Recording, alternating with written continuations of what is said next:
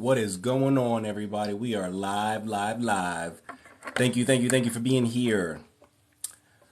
I'm on a little early this evening. We are going to be joined in about 10 minutes by Quinn from Man of Madim. And we're going to be doing a dual stream. Last week's went pretty well, last Tuesday night at 9 p.m.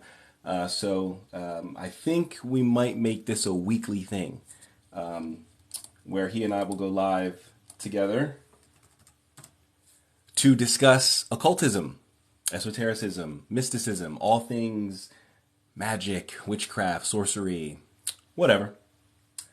So he'll be joining us shortly in about 10 minutes. I'm a little early, figure I'd hop on, generate some interest before he hops on. So welcome, everybody. Glad to have you. Glad to have you. Allow me on your show. What do you mean? Like to come up? That would be up to him. We usually don't allow guests to come up or anything like that. But we can certainly try to assist you, answer any questions or anything like that. But we generally don't allow guests to like come up or anything like that. Interesting. Well, feel free to ask any questions that you might have in the chat, and we will do our best to assist you. My story is worth $1 million. Really? Do you have any screenwriting skills? Do you got any skills to screenwrite, or do you got some money that you can hire a ghostwriter and turn that baby into a script? Get that thing out to one of the streamers. I'm trying to get you paid, bruh. I have no questions, only answers. What do you mean? You have no questions, only answers. What do you mean by that? Let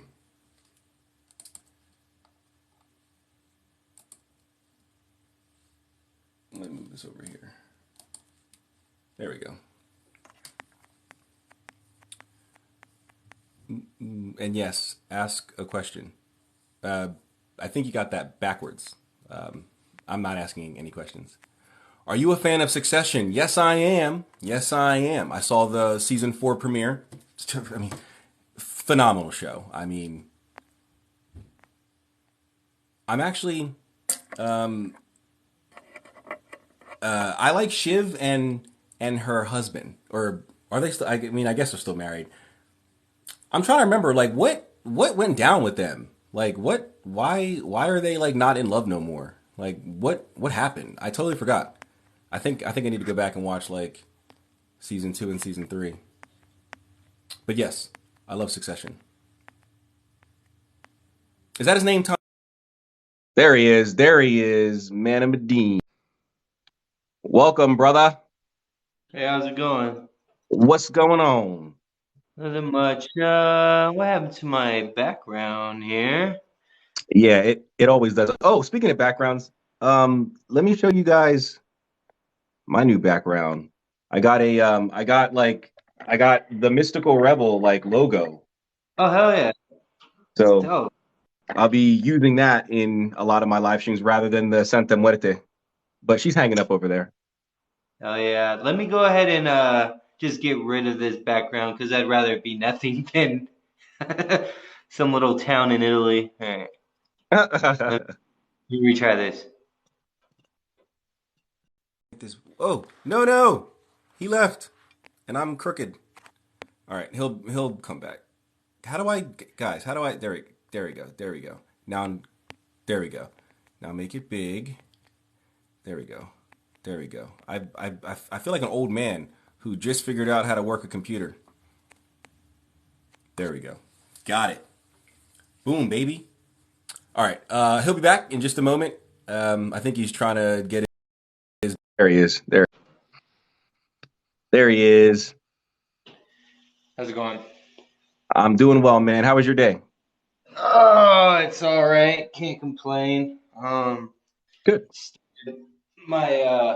Started a fast today for a nice I think like what I got 9 days. I think I do a Really? 9 day quote unquote fast, not like a starve myself to death, but more so a wait to eat a vegetarian meal at sundown type of thing.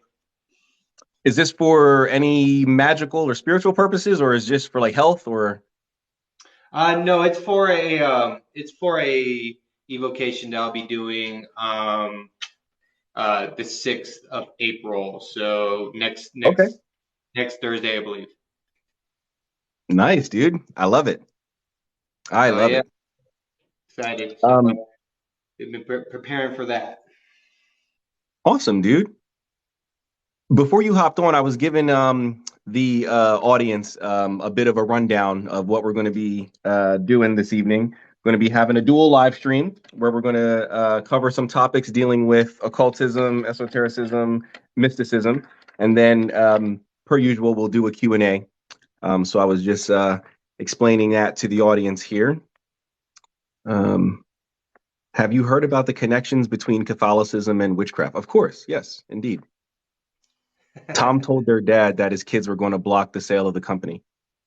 W- Well, that happened in this episode, but like that's not why Shiv and Tom are like not together. Well, like not married, or not. I don't know. They got some weird rich people relationship going on. But anyway, back to the topic. Sorry, we're talking about a TV show. Back to the occult topic. What the fire collab? Yes, yes. Welcome, Nirvana. Welcome. We are here. We are together in cyberspace. Myself and Quinn, Man of Madim, and we're about to get started. So welcome, guys. Welcome. Share this out with your friends. Share it out with your followers. Things like that. Let me put it in the Discord that we are live.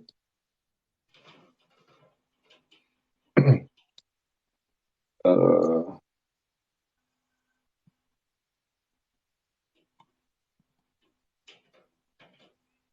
oh wait, it's not going to let me see the live stream because I'm signed in. How do I?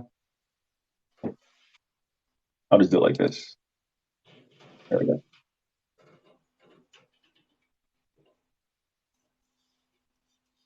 All right.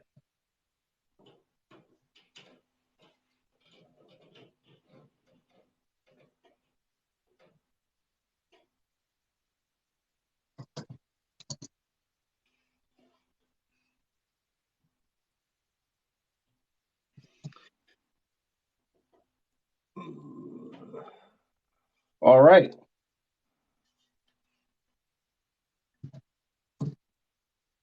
It is out there. Bingo. Hey, what's going on, Silas? Welcome, welcome. So tonight, Silas, I think we will be talking about a few things, but I know we'll probably be covering some occult conspiracy theories. We'll be going over that. We'll be discussing some beginner level, some 101 stuff for getting started when it comes to the occult, and any topics that Quinn might want to discuss, or any topics that you guys might want to discuss. We can certainly take that into consideration. So thank you. Thank you for being here. Yeah, thank you all And very much. I am ready to get started when you are, brother. Yeah, of course. All right. So have you seen my latest video? Well, technically it's not my latest because I did another one today. But prior to that, there was a video that I did about the satanic hand signs. To Satanic. be honest with you, I saw the one you made today. I've just been so busy like writing stuff up and preparing for Yeah. my upcoming thing. But yeah, I saw your video you did today talking about having legitimate references. Yeah.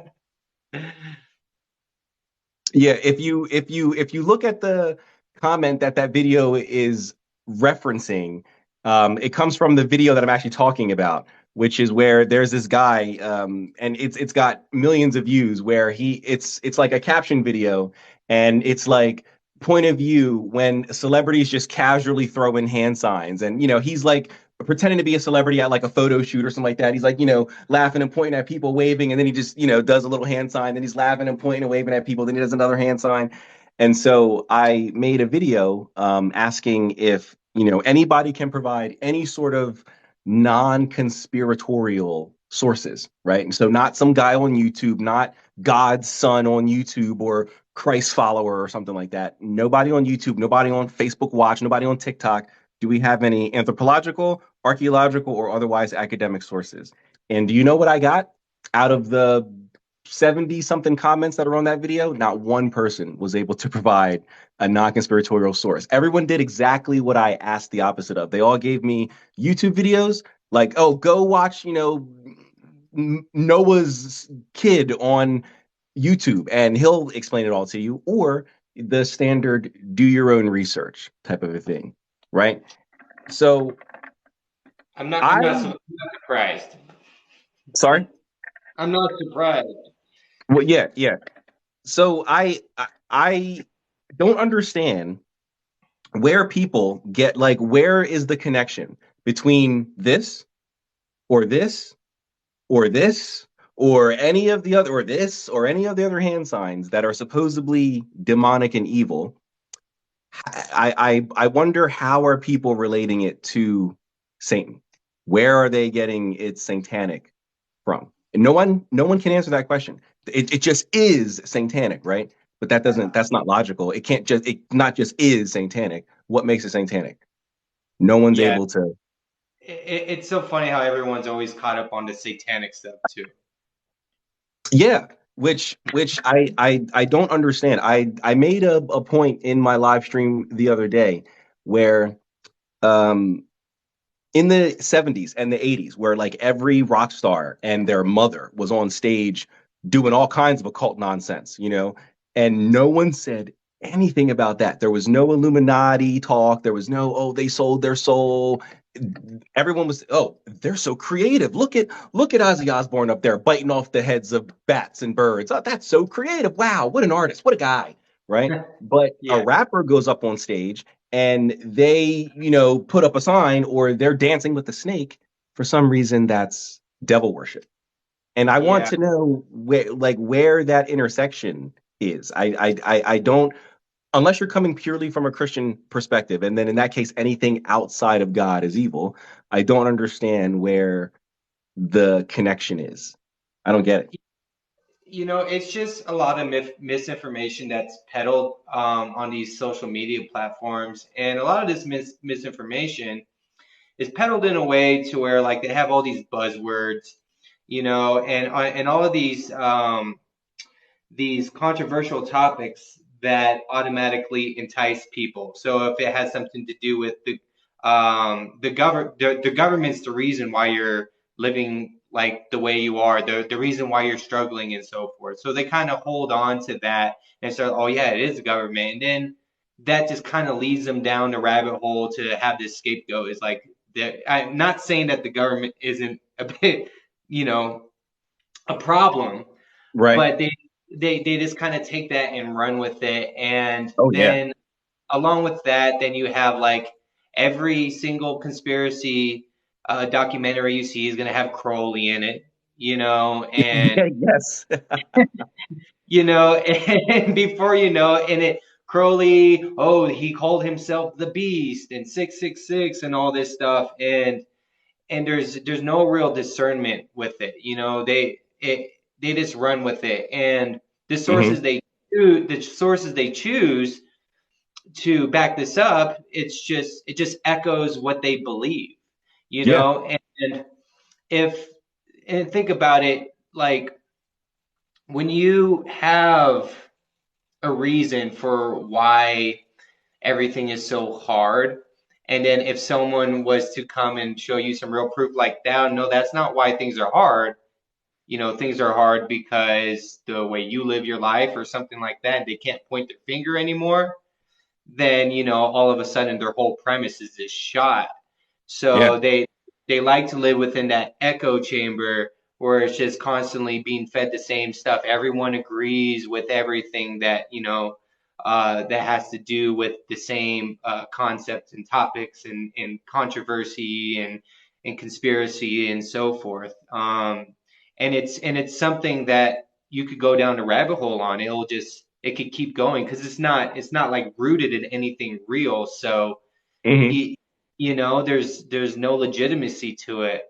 Um, and so when you people like yourself like say like, hey, I need a reference for this. Not saying I'm not gonna that I don't believe you off the bat. I just want to see your source for this. Yeah, where And are you getting this information? exactly, and it's always someone that seconds that conspiracy. It's always some conspiratorial reference, and Hmm. yeah, it's a sad thing. That's I really do get let down when I see you know, this stuff on TikTok just being peddled, and these people that are putting this misinformation out got like a hundred Yeah. thousand, a million followers, and it's sad. It is. It is. And what's crazy is in my early 20s, I used to be a conspiracy theorist. I was big into the Illuminati. They're running the world and they're out here, all the celebrities are I don't know, sacrificing their family members and their friends, and all these politicians are in basements in wealthy areas drinking babies, adrenochrome and all this other nonsense. I was deep into that stuff. But you know what got me out of it?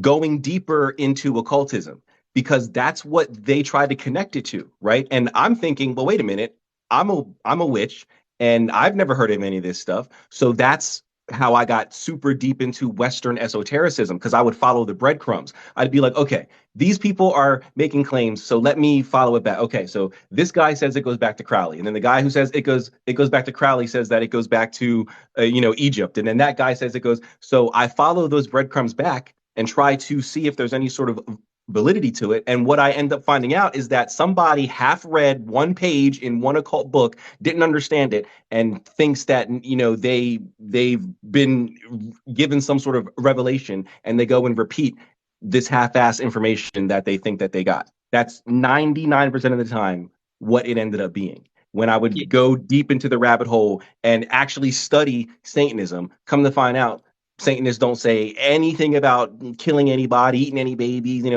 anything like that. Ooh, wow, big shocker, right? Well, you would have assumed that if you had a brain, but yeah, those people don't have brains. Um, and it's just weird that, like, when I tell people, like, hey, listen, if you just look at these sources and if you just study, you would see that all of this is nonsense. It's all nonsense. No one's saying that there aren't evil people in the world that are really out there doing some foul things to children or foul things to other people. There aren't any corrupt governments and crazy politicians and dictators that are sacrificing people, not in a spiritual way, but in terms of like doing it for money or for more power or things like that. Yes, those things exist. But what doesn't exist is those things being connected to occultism. When some warlord in, I don't know, South America or Africa is slaughtering millions of people, I promise you, he's not sitting in a magic circle with a skull and, talking to spirits. He's probably either out there doing the slaughtering himself with his people because he's like a war general, or he's sitting up in some palace somewhere ordering it all. He's not in a magic circle, or he's not out in the woods with the voodoo people. That's not how yeah. like I don't understand where this stuff comes from. And I used to be big into it until I decided to dive deeper into the accused. The people who were getting accused, I went deeper into that stuff and found out that it's all bullcrap. Yeah, they don't need any occult practices to accomplish what they're trying to accomplish. They got Exactly. them, they got lobbyists, they got resources, they got consumerism. They don't Mhm. need to do a ritual to make us blindly follow. We blindly follow already, Exactly. even when we Exactly. know. Exactly. Hey, Louis, what's going on? We got Louis that 11 in the chat. What's up, brother? Glad to have you. Glad you can make it, man. Someone asked earlier, curious on our thoughts on the Melon operation. Do you have any thoughts on the Melon Yeah. ritual? Would not recommend anybody in the modern time go through the Abbot Melon, only because we live in a modern time. We have all the distractions of the first world. So unless you're truly willing to, you know, remove yourself from social media, from your friends, from your family, the opposite sex, all that other stuff for 6 to 18 months. I don't recommend it. Oh man, it came down. I think that there are uh, far easier methods to achieving that other than going through the Abermelon. So, Mhm. um, It's funny because um, as we've entered modern times, Mhm. there have been some ways for people to get around with the I'm gonna try to Abramelin put ritual. this back up. Yeah. So Joe is right to a certain extent. If you really have no time for it, or the fortitude for it, then it might not be something for you to try to attempt. There That we is go. not to say that it's not possible. So there actually is an exception when it comes to the ritual, is that whether it's the 6 or 18 months. Um, for the majority of the time, you are still able to do your work and like live your normal life, but you have to make sure that you have your prayers. So I've known of people that, like, even when they're at work, they will escape to the bathroom to do their prayers and so forth. Now, the more important time to actually um, seclude yourself is, I believe, it's the last 2 weeks when you are actually doing all of the binding of the Mhm. demons, reaching your knowledge and conversation. So, looking at, like, because Aaron Leach does Abramelin classes for people, and I've seen people that have shown their, like, notice for work, like taking off a 2 week vacation and so forth, so they could finish off the Abramelin right. But at the same time, these people usually have like an oratory built out in their Yeah. backyard or something. There's some great lengths that you have to go to, even if you're not totally secluding yourself for 18 months, depending on the Dane or the Mathers version. It is still a major feat to accomplish. Oh yeah. Me, myself, hopefully by the time I'm 40, hopefully I procure a some land or like a house to where I can build an oratory and go forth with that. But then, we'll see how that works out. As Joe said, there are other ways to reach knowledge and conversation with your holy guardian angel. I know that Crowley had the Liber Samek, and there's I think a few other ways that you can go about it, that I'm not really that I don't know of or have no knowledge of. I do know that when I joined my Golden Dawn Temple a few years back, they tried to extend the operation through their elemental grades. So Hmm. so they implemented particular prayers and certain protocols throughout these grades. So it's Okay. more of a gradual, um, a gradual, reach to knowledge and conversation. So, I like, got it. Okay. they'd give you visualizations and meditations with your HGA and so forth. And supposedly by the time you reach your 6-5 grade, you should be able to reach knowledge and conversation. But Nice. that doesn't always work for everyone. Everyone's different. So Of there course. are other ways for sure. So so it sounds like you plan on doing the Abermelon. Like that's the method that you plan on going with.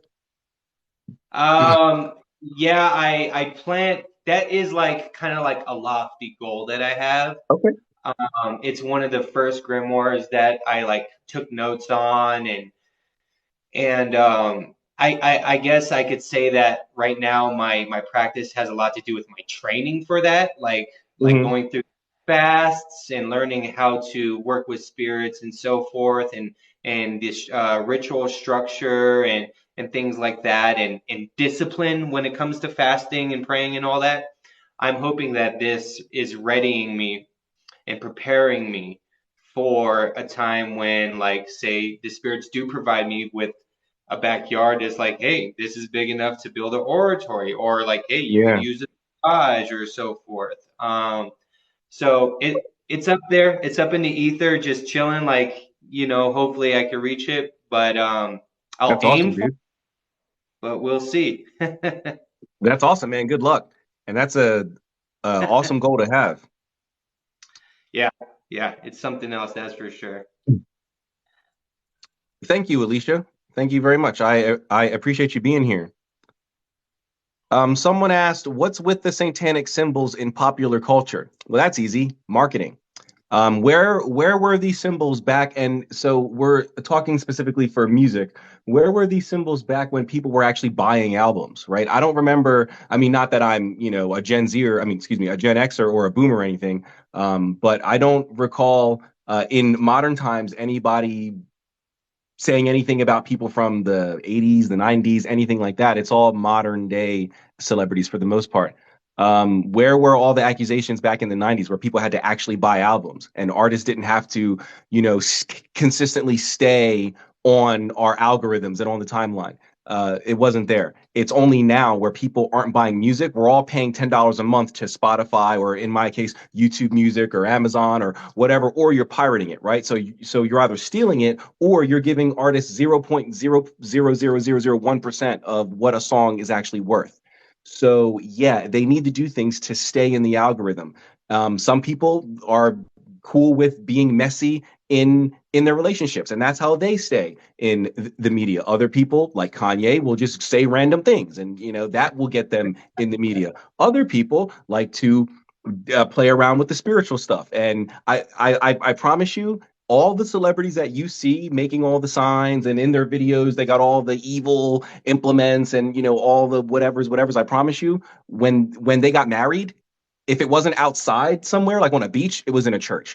I promise you that when they pass away, like when XXX passed away, when Pop Smoke passed away, guess what? They had funerals in churches, not in some satanic temple, in a church, a Christian church. Now, whether or not you agree with that denomination is neither here nor there, but it was a church. When they stub their toe, when they're in their big mansion and they stub their toe, they don't go, ah, devil, ah, Satan. They go, ah, God. They call out to God. Okay. They don't go, oh, my devil, oh, my Satan, oh, my Lucifer. They go, oh, my God. What are you talking about? They don't, they're not, Hollywood is fake. Smoke and mirrors, guys. Mhm. That's what it Yeah. is. It's fake. These people are playing parts. When they go home, they're not that character no more. Some of them. I do think some of them, like certain rappers really might go home and still sip on the lean and, do all some wild, gangster stuff. But Lil Uzi Vert isn't at home going bada yada yada and flossing with his no. It's that's not no, that's an act. That's their public persona. Do you know why publicists exist? PR people, right? For public personas. Yeah. Yeah. So that's why. Because it's marketing. It keeps their name because you talk about it. And then there's going to be 16 videos on YouTube that each are going to get 100,000 views. So that keeps them in the YouTube algorithm. Someone's going to clip those videos and put them on TikTok. That keeps them in the TikTok algorithm. Someone's going to take that and post it on Facebook. That keeps them in the Facebook algorithm. It's all marketing. It's all marketing. Totally. Yeah, I mean that's a great point right there. I've never been much to look into like the whole like Illuminati and satanic symbols and stuff like that. Because it's not really anything I could really prove or put a finger on. Hmm. Um, so it's just like it's just all kind of just like arbitrary to me. That's why I never really pay too much attention to it. I have a couple questions. Yeah. Nine Oven, what would you say to someone who is interested in joining a Golden Dawn Lodge? look up for a local lodge if you have one in your area. Sometimes they're a little hard to find. You could probably look on Facebook. You could ask other Golden Dawn forums, like if there's one in your area. If not, you can drive or you can fly to a lodge if you're looking for actual physical initiation. If you can't do that, the least you could do is just get the self initiation in Golden Dawn tradition, Green Brick by Tabitha and Sheik Cicero, which is just a great book to have in general for beginning magic. And then Louis asked, "What's an oratory?" As I was talking about the Abramelin earlier, an oratory is where you make your orations. It's pretty much a temple. It's just another name for a temple. And orations are prayers. You Yeah. know, you make orations to God throughout the whole. That's funny because like the Dark Song movie, Oh um, yeah. yeah, that's supposed to like have to do with the Abramelin, even though I know that it's not exactly the Abramelin ritual in there. And I It's always Hollywood. think it's funny because people ask about that, and I'm like, believe me, if they made a movie about the Abramelin ritual, it would be the most boring movie you've ever Yeah. seen because it would just be someone praying over and over again. Yeah, Uh, that's another thing. I don't get why people like are always like, do magic right now, do it right now, levitate right now.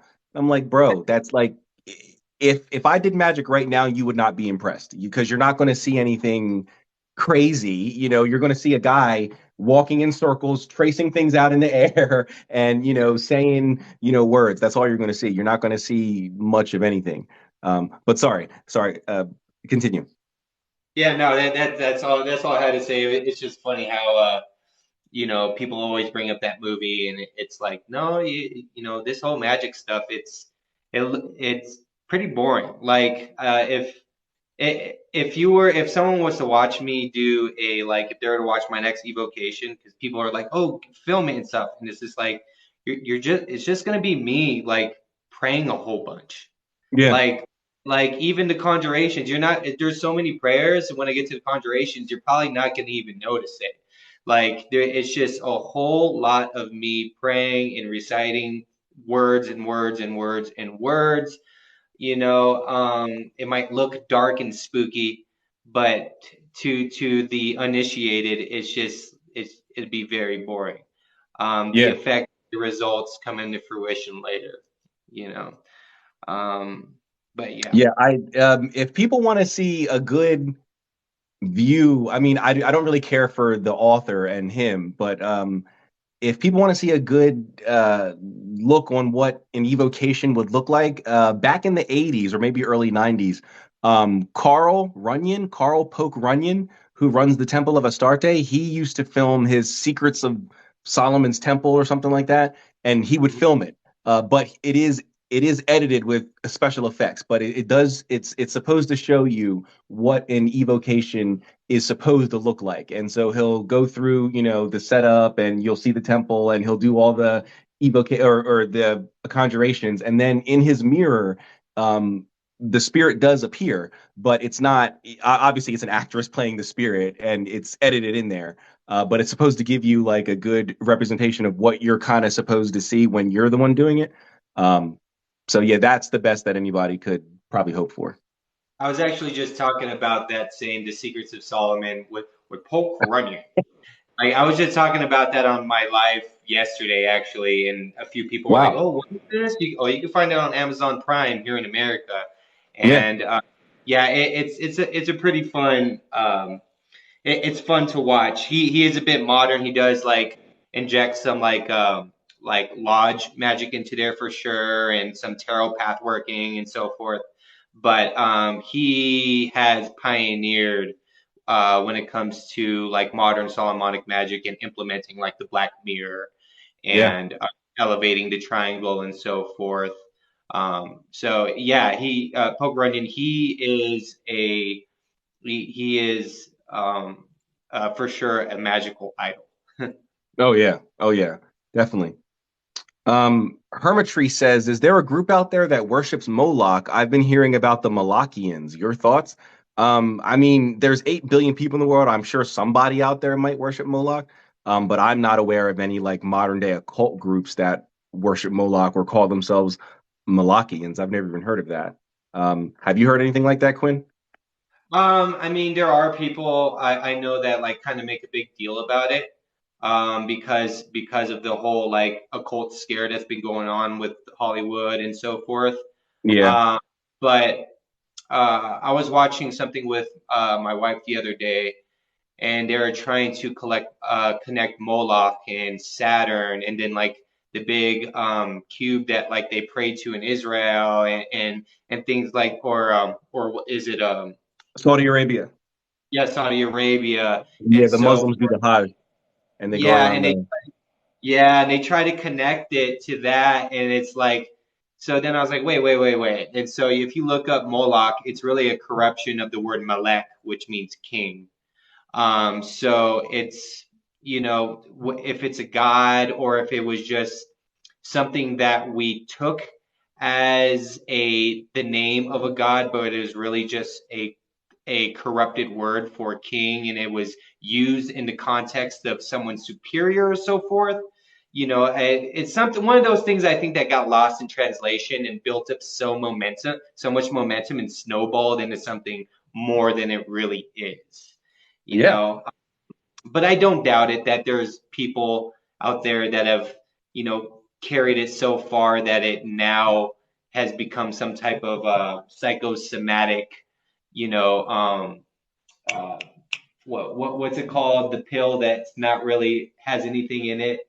Oh, Um, what did the kid say on it part two? Gazebos, but placebos, but he yeah, called them gazebos. These yeah. pills don't work. They're gazebos.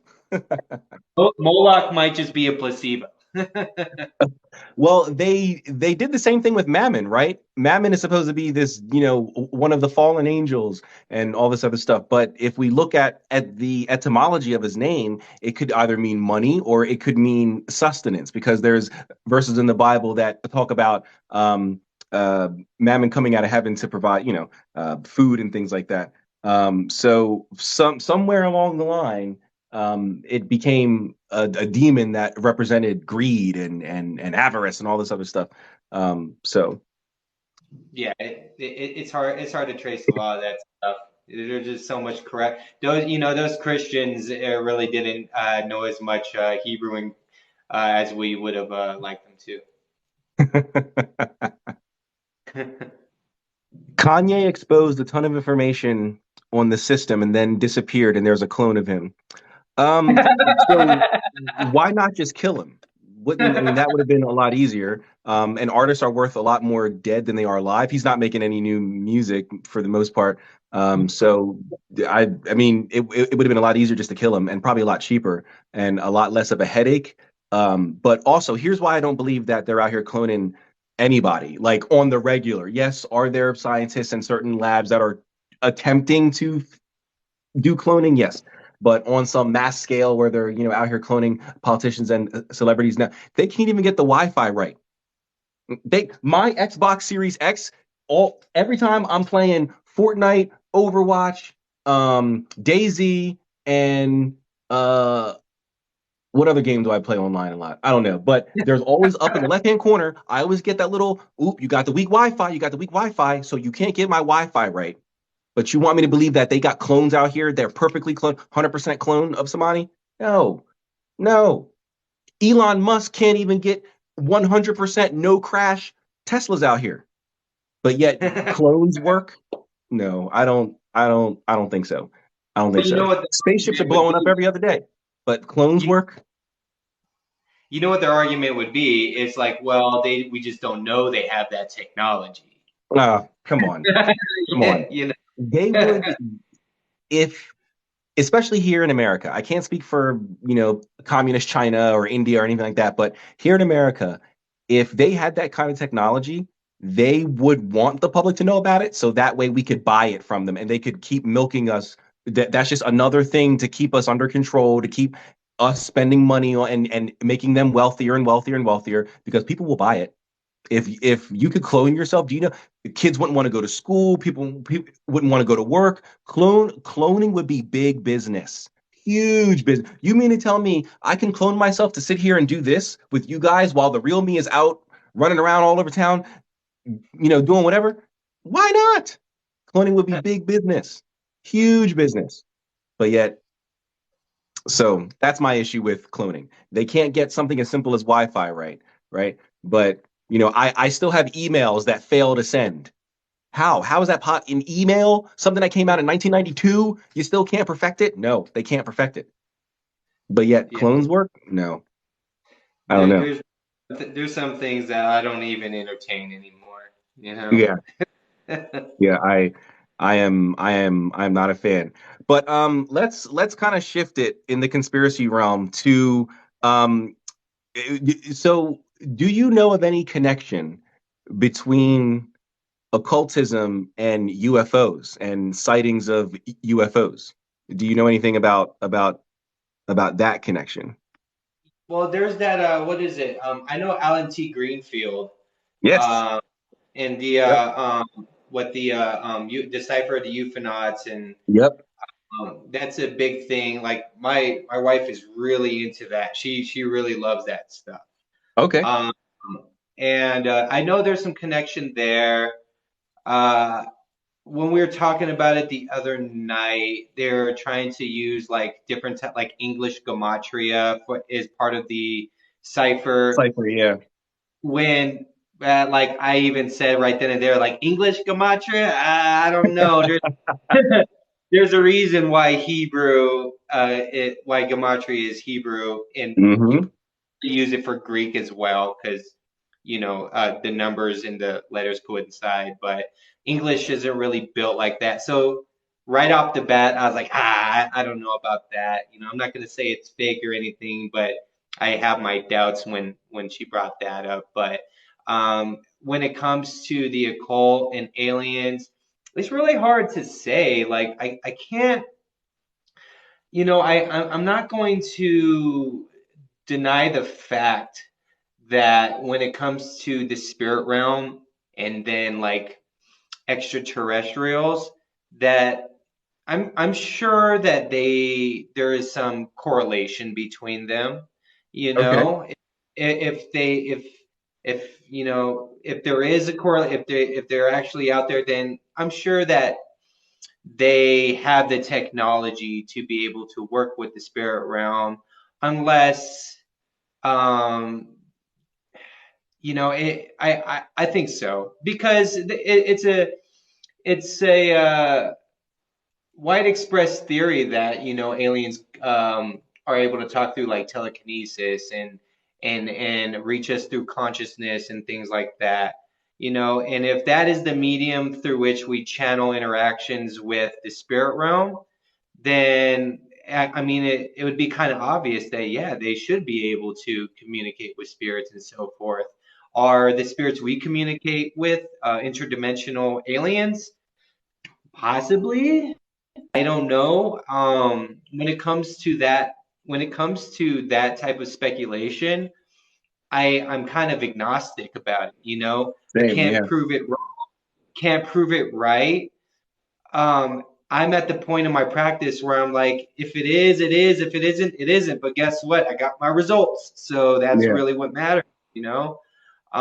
It's cool to theorize about and to talk about like we are right now, but it gets such like I get such a headache from trying to like really like think about it, and it just kind of stays up in the air. You'll never get anywhere trying to figure out if it's true or not. So Yeah. possibly not. Yeah, I would say I'm pretty agnostic too. I will admit that I don't like to um venture into the alien world, like real aliens, not like I'm channeling the Galactic Federation. I mean like real aliens. Because aliens scare me. Like if they want to destroy the world, they could just easily just do it. So that's terrifying. And I don't want to, look into any of that stuff. But I will say that of course we have, Crowley and his lamb encounter and things like that. And of course, he drew Lamb looking like what most UFO people would say is a gray alien. We have those stories of who was it that did the Babylon working? Um, Oh, Jack. Are you talking Yes, Jack Park? yes. Him and those, there was a few others out there with him. There are stories now, whether you believe them, because it wasn't from Jack himself, it was from the ancillary people who were around. That after the Babylon working, they didn't admit to seeing any UFOs or anything like that. But they said that they would see strange lights in the sky outside of their house and things like that, and they would get followed by black cars, and they would see like the men in black, hanging out, down the street or whatever, watching them and other stuff like that. But outside of maybe those two or three stories, I have never come across anyone. I mean, and then of course Alan T. Greenfield, but he was part of the Babylon thing. Um, I have not come across anybody in the occult. There's plenty of New Agers, but in the occult who claims to have evoked an alien or I don't know, path worked to some alien or something along those lines.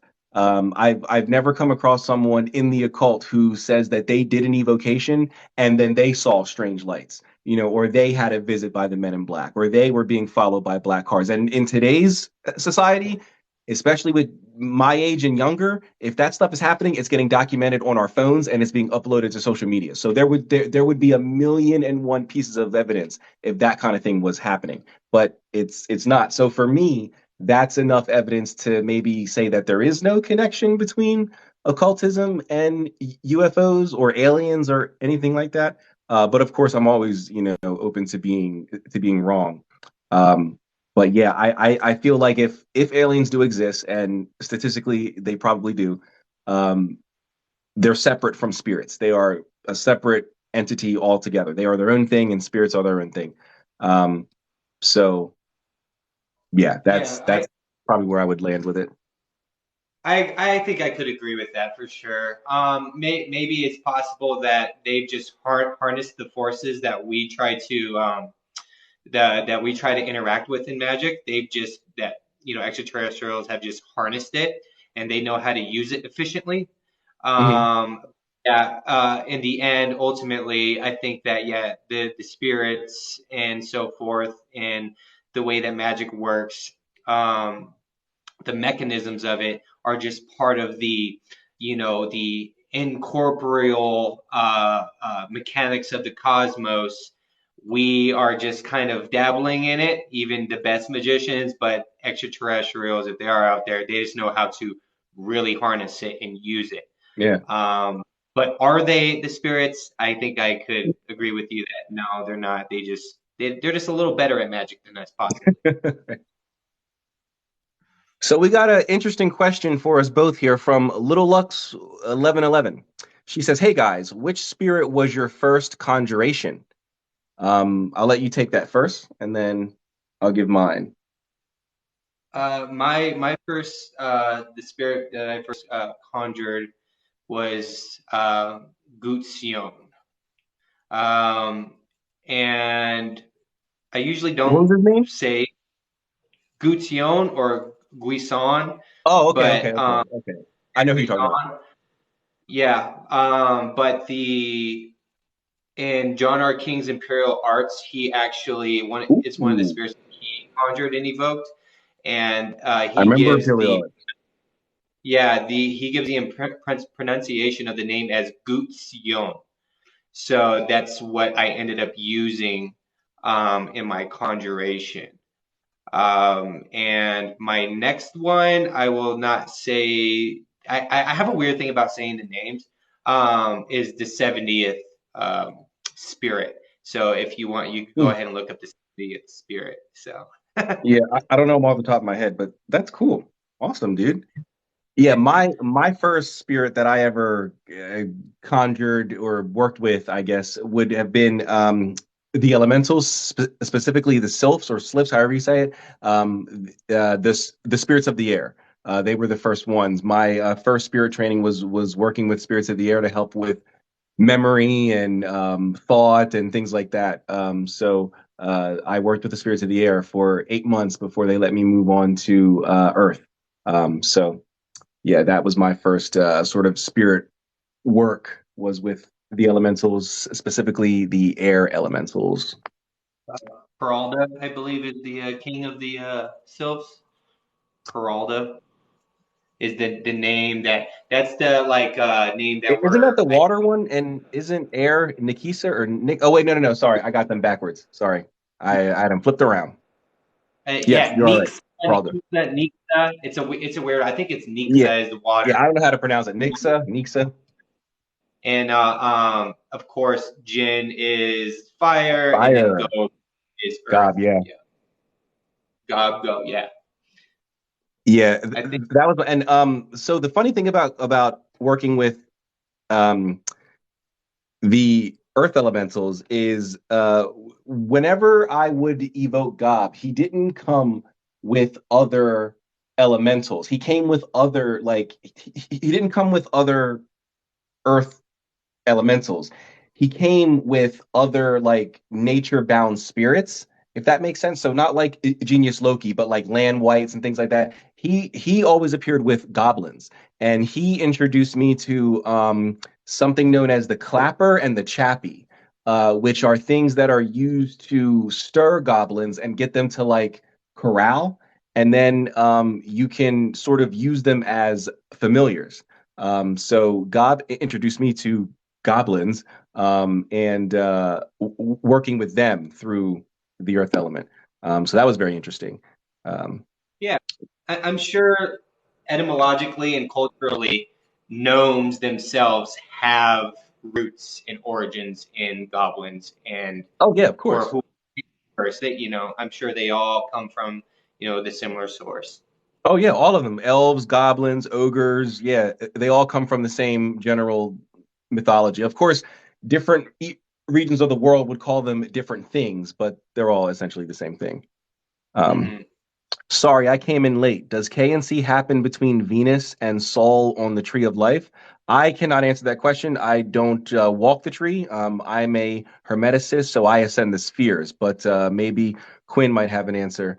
He Uh, says, does KNC happen between Venus and Sol on the Tree of Life? KNC? Yeah, K- knowledge and conversation oh, with your okay, HGA. KNC, gotcha.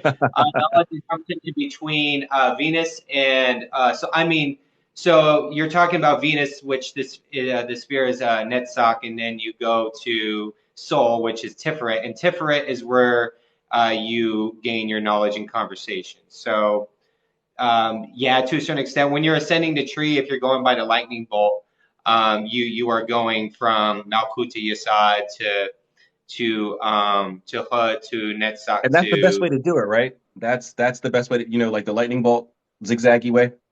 I mean, that's the way that we're trained to in like the Golden Dawn, but Yeah. um, they say the middle path is like the more balanced way to do it. It's like so that's why you have like Sagittarius on Temperance and it's in the middle path. And the Sagittarius arrow is supposed to be shooting straight up the middle path, and Yeah.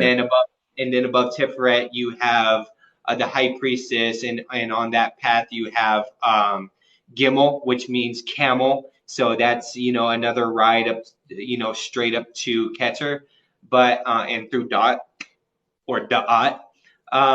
But it's really it's a subjective thing. They say that the Sephiro are the objective spheres, and then the paths are more subjective. But it's yeah, the traditionally you go up the sword or the lightning bolt. That's where Crowley got his 777 from. Indeed. I hope that answers your question, Jeff James, and thank you for the question. Thank you very much. Nice new backdrop. Thank you, Little Lux. I appreciate that. Yeah, it's pretty cool. It's just it's my new logo as you can see in my profile picture.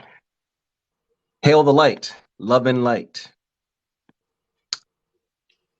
Alexna says, I believe aliens and UFOs exist. So are you saying that like aliens and UFOs are separate?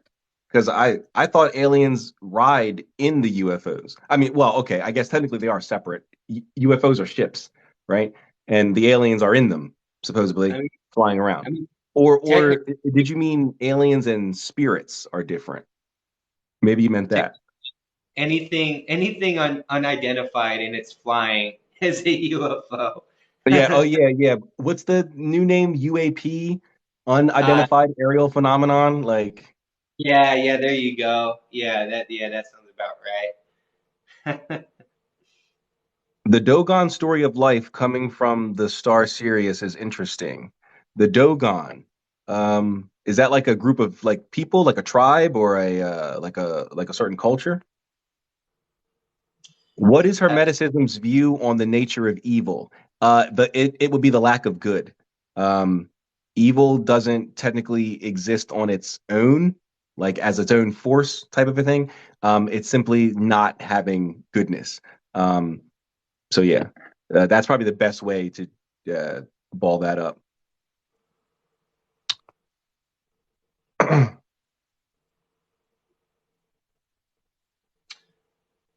uh, Which spirit or angel is easier to respond to you? Well, so that is an interesting question because in Grimtrad, you're usually taught that the easiest spirits to work with are either going to be the elementals or the Olympic spirits from the Arbitel.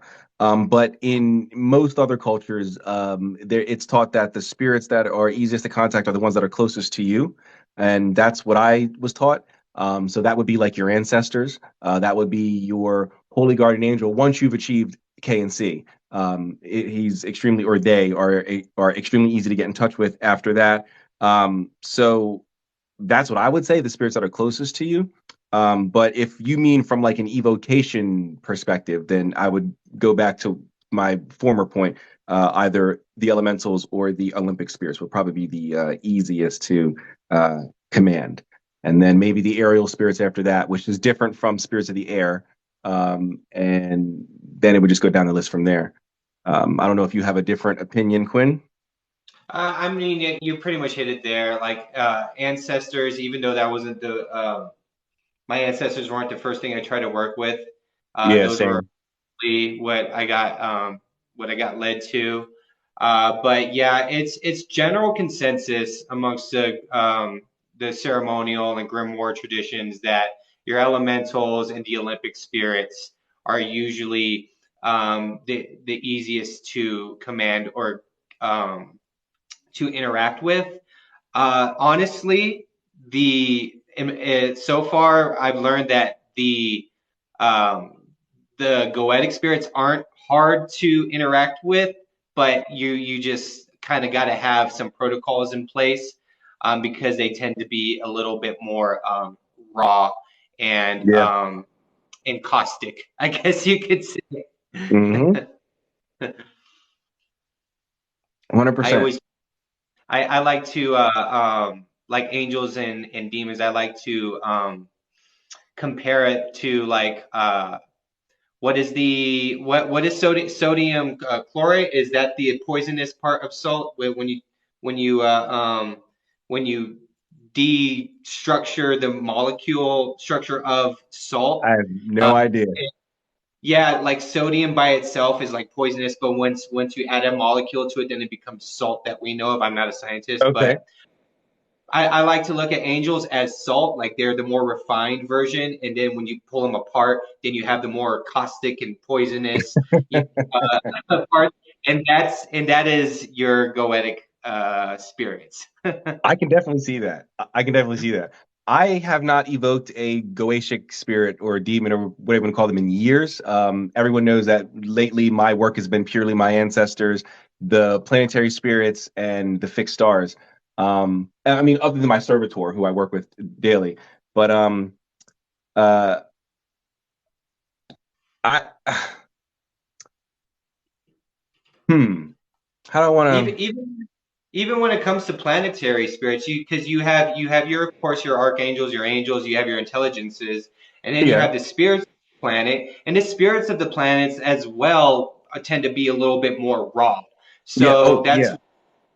when you're like in the Golden Dawn, they teach you go down to hierarchy. So you always want to invoke the intelligence before you work with the spirit, so they could check the spirit of, like, say you're trying to work with the spirit of Mars, it could get a little volatile. Yeah. So you want intelligence there to work You with know, it. when it comes to working with the planetary intelligences, I always find them to be, I don't I don't know how I want to word this, but like I've literally never had an issue with an intelligence. Like, what the hell was that? Oh, sorry. I got an email and it sounded weird. Like the ping sounded weird. But I've never had like an issue. Like, I don't think that they're easy to work with. I think they're just very, is laid back the word I want to say? Maybe not. Maybe like they're just very nonchalant. Like they're so far removed from human that I don't I don't know how to put this into words, but they seem like they just really don't care about anything. So they don't even care that you're here or that you called them to get assistance. They're just there to do a job, and they don't, we don't talk much. That yes, fine, done. Like that's usually how it, like there's no, like I don't know how to put it, but there's not, they're very nonchalant. They're very like in the background, behind the scenes. They're more like a producer rather than the star, rather than the rapper. Whereas the angel or the spirit of the planet would be the rapper or the actor or whatever, and they're the behind the scenes. They're the writer or the show, someone who you don't see, but they have all the power. So I don't know. That's probably the best way that I can describe it. I really can't put it into words what I'm trying to say. How they are, like they're I would say indifferent is probably a good word for yeah. it. Yeah, I don't feel good or bad about it. You hired me. I'm here to do the job. Let's get it Yeah, done. it's like I don't know. I really wish I had a word for like what this is. It's the weirdest thing. It's I don't know. I don't know. Apparent. Okay. And someone, can you explain the tree of life? Mo Base. Mo Base. Can you Mo explain? base. They want me to explain the tree of life. That's so vast. That man, we would need it like a whole live just talking about the tree of life. But really Yeah. quick, you go from Keter, yeah, to Chokmah to Bina to Chesed to Gabora to Tiferet to Netzach to Hud, then to Yesod, then finally Malkut. And in between these are there's paths, and if you're talking about Hermetic Kabbalah, you got planets, you got the zodiac, you got the Hebrew alphabet, and you got the elements attributed to these particular paths. And the Sephiroth are more of like objective things, like Chesed is mercy. Then on the other side you have Gabora, which is severity. And these are on the severe and the mercy pillars, like you would see with Boaz and Yakim, or Yakin, and Freemasonry. Hmm. And then in the middle, you have the pillar of mildness, which has Keter, Tiferet, Yesod, and Malchut. And it just all balances each other out. And in the paths, you have your more subjective path workings of, like, say, like if you're going from Keter to Chokmah, you have the magician in the middle. And if you understand what Keter is, like all potential pretty much, and like it just emanates potency and potentiality. Then you go to Bina. Sorry, from Keter to Bina, you have the magician in the middle. Bina is form. That's where form is made, because it is like the great mother. She gives forth form. So if you have the magician in between potentiality and form, think about what magicians do. We bring potential into the physical. And so that's what I mean by the paths being more subjective. And the thing is about the tree of life, it could be a schematic for psychology. It could be a schematic for the soul. It could be something for correspondences for magic. It could be so many different things. you're just gonna have to find yourself a book and just dive deep. Yeah. Yes, So I like when you where you said that it could be a schematic for the soul, because that's kind of how I explain it. I like to compare it to the spheres in Hermeticism, where we view that as we use the word map instead of schematic, but same thing. We look at that as a map of the soul, and Kabbalah would essentially, with the Tree of Life, kind of be the same thing. It's a map of the soul, and it shows you how you can go on the path of return, how you can go get back to God. Now, of course, it's not a map in the same sense as you just have to drive from point A to point B. There's all kinds of stops in between, and in those stops, you have to complete certain tasks and things like that in order to move past it. But it certainly is a map of the soul that shows you how you can elevate yourself and get back to God. So that's how I would explain it. totally, it's in there.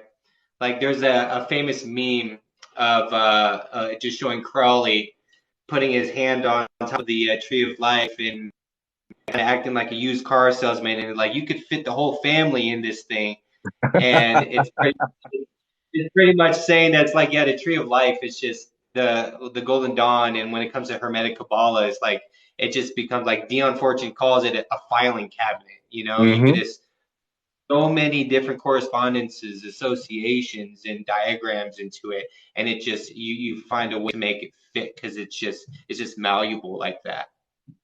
Yeah, speaking of that, to the person who asked that question, check out Dion Fortune's book, Mystical Kabbalah. Um, it's a pretty good book. I mean, there are better ones, and I certainly don't agree with a lot of what's in her beginning chapters, but it's a good book. You can get it. This is the cover. So if you're on Amazon and you're looking for it, you should be able to find it. I would also recommend Daniel Moller's book on Kabbalah is a pretty good as well. Um, oh, okay, sorry. Yeah, so that sounds pretty cool. Elemental spirits to help with memory. Yeah, that's the spirits of the air, or any mercurial type of spirit. If you prefer to work with planets rather than the elements, any like mercurial type of spirit, working with the mind, intelligence, memory. I mean, the moon is more for dreams, but you can probably fit some dream work in Mercury. Um, with the elementals, did you use the spirits into crystals method? No. So that was my first spirit conjuration. This was back when I was in the coven. The coven, back during those days, I had no idea about any Grimtrat anything. So I didn't come into the knowledge of Trithemius and his art of drawing spirits into crystals until after college, until I was like 22, 23. So yeah. We'll put out there if someone does read Dion Fortune to be very discerning and to be aware that she was around at a particular time when they That's what were I meant using. when I said I don't agree with her beginning stuff. And yeah. Yeah, you're gonna come across a lot of things like, whoa, what? Yeah. Like, Yeah. are sorry, like that sounds a bit like prejudice and racist and things like that. So you kind of gotta with her, you gotta chew the meat and spit out the bones because there's Yep. a lot of gems in there, but at the same time, just like if you read Eliphas Levi, there's a point in the history of magic where he talks about Eastern practices and he refers to them with like terms that you're like, oh my god, this is racist. This guy's a Klansman. Yeah, no, I actually had a bit of a debate a while ago about Julius Evola, because I like some of his work when it comes to initiation. But of course he was a fascist. And a lot of his work espouses that. So some people have an issue with that. And I'm like, so I don't agree with fascism, and I don't, particularly care for Evola himself, but it doesn't mean that his books on initiation aren't good, or anything along those lines. There are some instances where you should be able to separate the artist from their art. You know, I don't support what R. Kelly did, you know, but I like some of his songs. You know, I don't think that's a bad thing. So I don't, you know, support fascism, but perspectives. No, wait, that's Renee Guion. On Initiation by Evola is fantastic. So I don't think we need to throw that out because Evola was a fascist.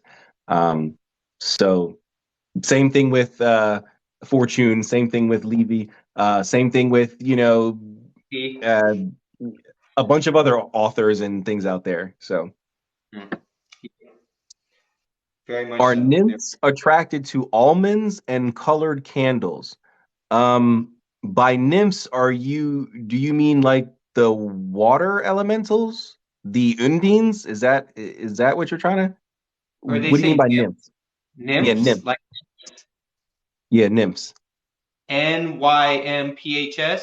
Yeah. Oh, they're like very sexual. Like I Oh, don't she think means nymph in that way? Oh. I don't I know of think any spirits that are called nymphs that are sexual spirits. I mean, but I mean, I haven't worked with every spirit, so. yeah, I think aren't nymphs a Greek from the Greek mythology, if I remember correctly. Yeah, Someone might. well, yeah. But usually when nymph is used in English, it's usually referring to a human, like a young lady who's very sexually promiscuous, and it's usually used as like a self-referential. Most people don't use it to refer to someone else. It's usually a self-referencing thing. But sorry, we're getting That, into I think that's where linguistics and nympho things like came that. from. I think that's where nympho came from, though. Yeah, yeah, yeah. Speaking of Yeah. which, that was the first porn ever put on Netflix, Nymphomaniac Volume 1 and 2. That's a whole porn that was on Netflix. I remember being like 18 watching. I was like, what the? This is Netflix, bro. I like shut my door. I was like, yo, am I gonna get in trouble for this? This is on Netflix. Yeah. Yeah, Netflix used to be something you would just get the discs and return them, and yeah, oh, man. Yeah, it was. Oh, I was like, yo, well, never mind. I'm not gonna say what they were doing, but it's a crazy movie about sex. And I was like, yo, this can't be an actual movie. This was in theaters? I was like, what? Aliens and spirits are separated. Yes, I agree with that. If I need to contact you about a question, how could I go about that? If you just have a question, you can ask it in the chat. But if it's more personal, feel free to email me. Just visit my website. You can email me. I don't mind answering questions for free or anything like that. But if you feel like, you know, it's going to be something that we need time to discuss, then you can book a one-on-one with me on my website. so how do I start practicing spirituality? Someone says. So that that's kind of a ambiguous, vast topic right there. We were talking about, giving a few pointers on how to get started Mhm. when it comes to magic. Uh, for you, what would you tell someone who is just starting? They're interested in magic. They're still kind of got the whole Christian paradigm still going. They still have to kind of defragment their fear and so forth. Mhm. And then they want to know what books or what should they start learning first. What would you tell them? Well, I actually have a video on this, two videos, one on my YouTube, which is like 2.5 hours long, and then one on here, which is like 2 minutes. So I have a 5-step process for beginners that I like to teach. Step one is learning energy manipulation. This is the foundation for any successful spell. You have to learn how to raise, direct, and release energy. So my sources on that, Maya Ohm wrote 2 books, the Unspell book and Energy Essentials for Spellcasters and Witches. Get them both, phenomenal. Matt Aron was super popular over the last like 2 years. He wrote Psychic Witch and Mastering Magic. They're both great, but start with Psychic Witch for the energy manipulation stuff. And Gareth Knight's Occult Practices and Exercises. So those 4 books will get you off to the races with learning how to sense energy, how to raise it, direct it, and release it. Because without that, you're not going to be able to cast any spells. Step two would be learning about your occult correspondences. So that's learning about your daily correspondences, your planetary correspondences, your, I don't know, your tarot correspondences, your color correspondences, all the correspondences. They might seem like they don't have any importance right now because we're only on step 2, but I promise you when we get to step 4, they will be. So learn about correspondences. Good books for that. 3 books of occult philosophy. If you have the money, get the Eric Purdue version. It is expensive. I paid $150 for it, but it's the best that's out there. Modern day, Donald Michael Craig and his Modern Magic is really, really good for correspondences. Any sort of like occult encyclopedia is pretty good for correspondences. So like the Element Encyclopedia 5,000 Spells, or even like Silver Raven Wolf Solitary Witch, stuff like that is really good for correspondences. Anne Moore's Grimoire for the Green Witch is pretty good. So occult correspondences. Notice though that we haven't done any work yet, right? It's all prep. You got to get prepared to actually do the work. So that's step 1 and step 2. Step 3, I would suggest, is learning divination and opening your third eye, because without that, you're not going to be able to do any sort of tarot or scrying or anything, and spirit work isn't going to be beneficial for you if you can't see it or hear it or talk to it or communicate with it in some way. So you want to open your third eye and do divination. I have a little bit of a cheat technique where I recommend students do them both at the same time. Most schools would tell you to open your third eye first and then learn a divination technique. I say, screw all that noise, do them at the same time. Do divination, and that'll force your third eye open. So just pick, tarot, runes, OWAM, bones, whatever, and just start doing it. It's not going to work for you at first, but eventually your third eye will start to open because it's a muscle. And as you work that muscle, it has no choice but to get bigger. So that would be step 3. Step 4 would be when you're actually getting into doing some work, getting into spell casting and ritual work. If you've successfully done steps 1, 2, and 3, at this point, you shouldn't have any questions about how to do a spell or, what spells to do or anything like that. You should already be at that point. So start casting spells, start putting together what you learned, start taking the occult correspondences that you learned and putting it with the energy manipulation that you learned and putting it with the divinatory practices that you learned, and do magic. Start doing it.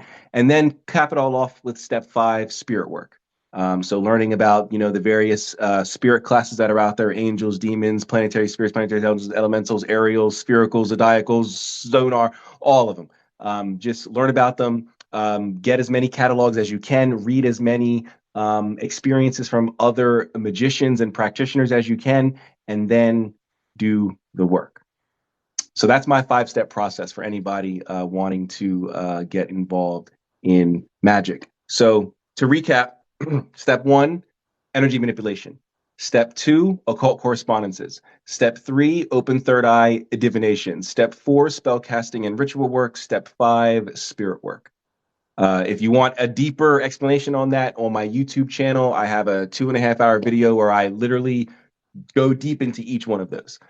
So check that out for anybody interested in learning magic.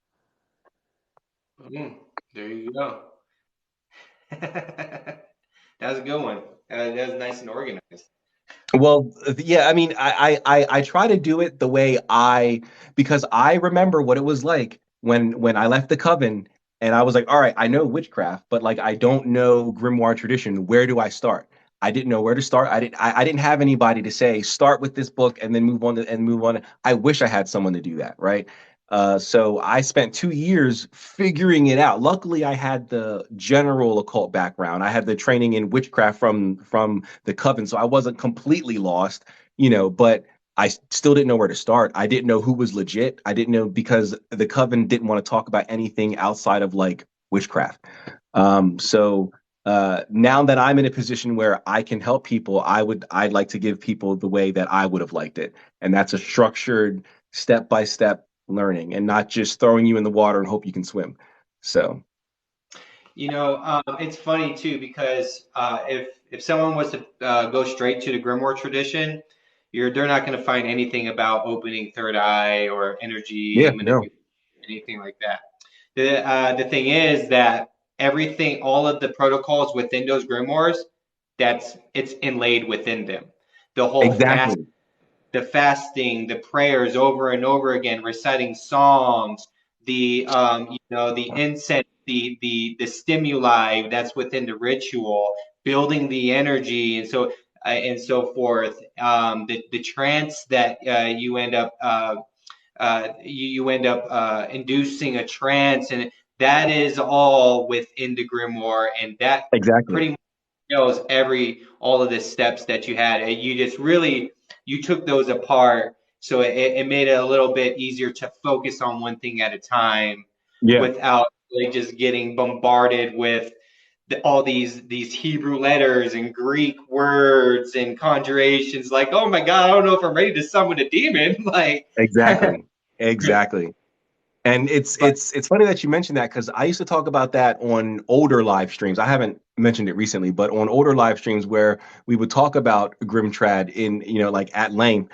I would always say that the grimoires of old didn't contain all of the like basic 101 stuff, like, oh, open your third eye, oh, learn how to do this, because first of all, the grimoires weren't meant for public consumption, at least not until a certain point in history. Maybe like the 18th century, they started becoming like mass produced and stuff like that. But back when they were originally written by whomever they were written by, it was only for a select group of people, either the priest class or I'm not going to pretend that there were many royals doing it. I don't think any kings and emperors were, in a magic circle doing magic, but a lot of people in the priest class were, a lot of people in the noble class were.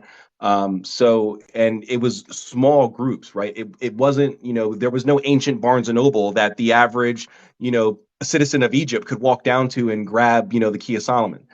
It was only for the priests, right? So, and the priests didn't need any training and that sort of thing. It was assumed that they knew this stuff. So there's no need for me to go over the 101, because you should know, if you have this book in your hand and the year is 200 BC and you have this book in your hand, chances are you are ready to have that book in your hand. It didn't just fall in your lap as you're jogging, in the woods or whatever. You went through training, and finally that book is in your hands and you know how to use it. It's only in today's world where someone could just wander into a Barnes and Noble and grab the Key of Solomon and not know anything about anything. It was never like that back in the day. It's funny that you mentioned that. yeah, they were pretty much like, because grimoire does come. They believe it comes. The general consensus, grimoire comes from a French word meaning grammar. So Yeah, it was grammar. it was the grammar of how to open the door and how to connect with spirits, and then once you have that door open, then it's all you from there. Yeah. But yeah, it was. I'm sure there was there was, other than priestly class for sure. I'm sure there was some aristocrats that had some money. They were able to Oh yeah, of read. That course. they were Of course, messing the with it. noble class. Yeah.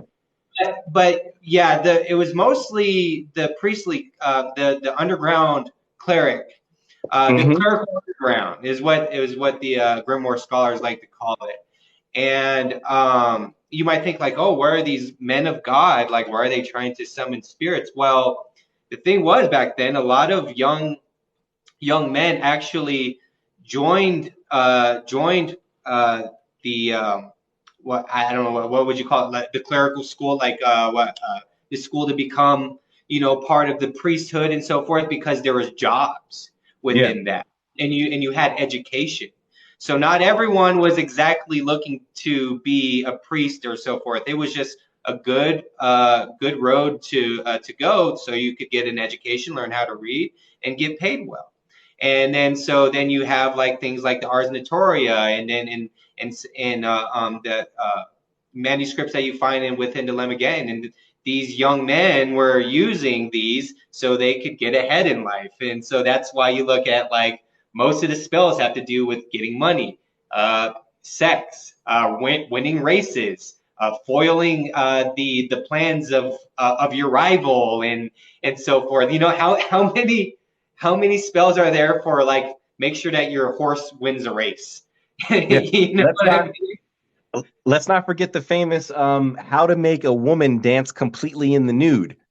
That's Yeah. I'm always like, wait a second, what? And like, huh? So yeah, these were just all ways of, it was, you could tell that these spells were just, a within their historical context. You know, they're a product of the time. But yeah, it's funny about the whole clerical underground and so forth. And these were just kind of compendiums and handbooks for the actual magicians. If you read the Heptameron, it talks about, all right, now you say the litanies. I remember when I got the Heptameron, I was like, litanies? I don't even know what the litanies are. What, like, where do I get this? And then after a while, you start to figure out like what these are. But yeah, these were very straightforward. They just assumed you know how to perform the Mass of the Holy Ghost over your sword. Yes, exactly. I mean, so going with that, the Black Dragon, every grimoire that I've read, other than the Black Dragon, gives instructions on how the magic circle is supposed to be, right? The Black Dragon doesn't have any instruction at all. It literally just says, create the circle according to all the rules of the art. And it's like, well, thanks. You know, I mean, obviously I know the rules of the art, but you know, this book can easily be bought, you know, by anybody. And you know, they're trying to learn and then they get it and they're like, well, what are the rules of the art? Like, I don't it's what's according to the rules of the art, right? You know, it's not like the Goetia where it says it's got to be 9 feet and it's got to have, you know, so yeah, they clearly assumed that you knew what you were doing. If you're reading this book, you know what you're doing, was the Yeah, assumption back yeah.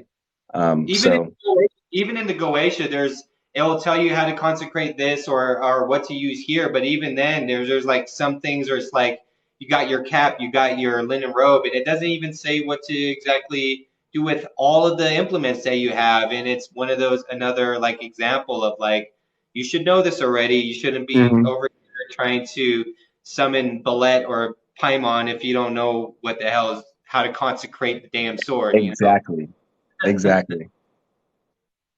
The Thinning Veil has a good question. I'll let you answer first. Good source for learning tarot. They want a good source for learning how to read tarot. It depends on the way you're trying to read tarot. Um, but like for instance, Joe reads his tarot differently than the way I read my tarot. Um, some read their tarot very like intuitively. Um, I like to not only use just intuition and kind of scry the cards and the spreads, but I like to use a lot of the Hermetic Kabbalah correspondences. Mm, So my reference book that I would use a lot is the Kabbalistic Tarot by Robert Wayne. And within that, he gives descriptions of all the minor arcana and major arcana of the Versailles deck. Versailles, right?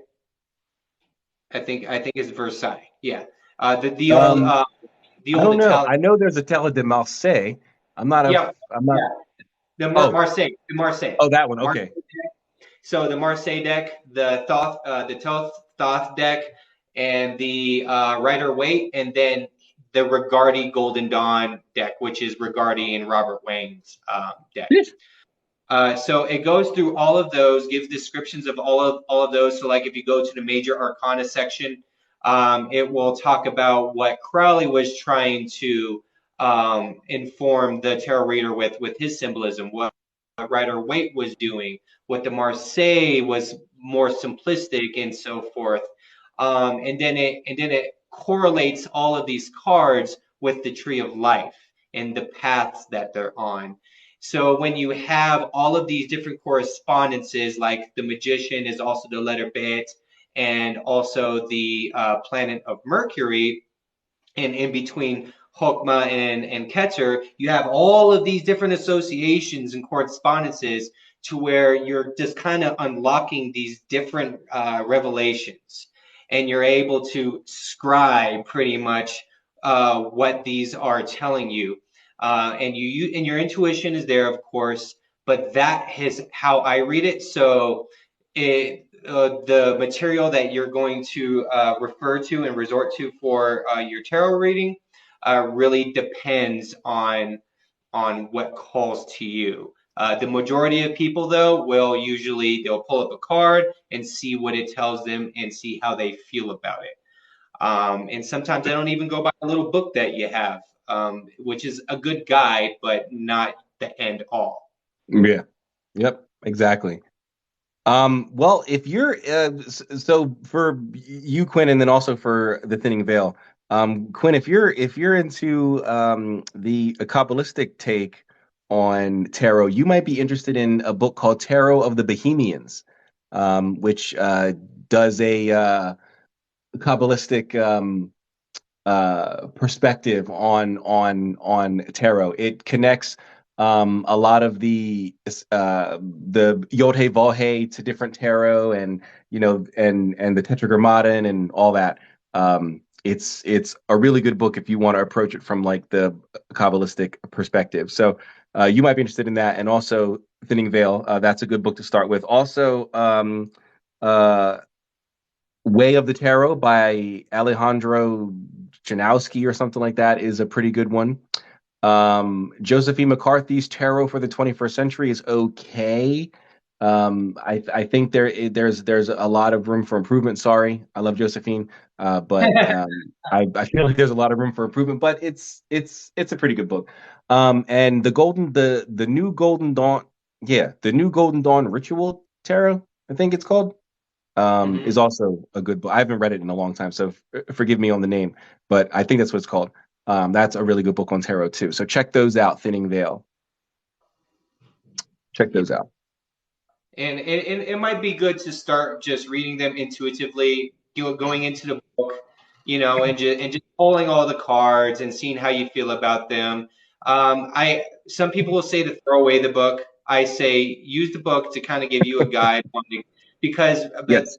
the descriptions in the book kind of give you a quick read on exactly what the symbols within the card are supposed to relate to. So it's good to kind of get that committed to memory, and you just practice with people. Just always pull cards, pull a card a day, read into it, see how it makes you feel. Do that. And then Do that. the more you do, and the more you do that, the more you get connected with your deck. And it, like, before you know it, like, it's just gonna read the hell out of you. Hmm. I love it. I love it.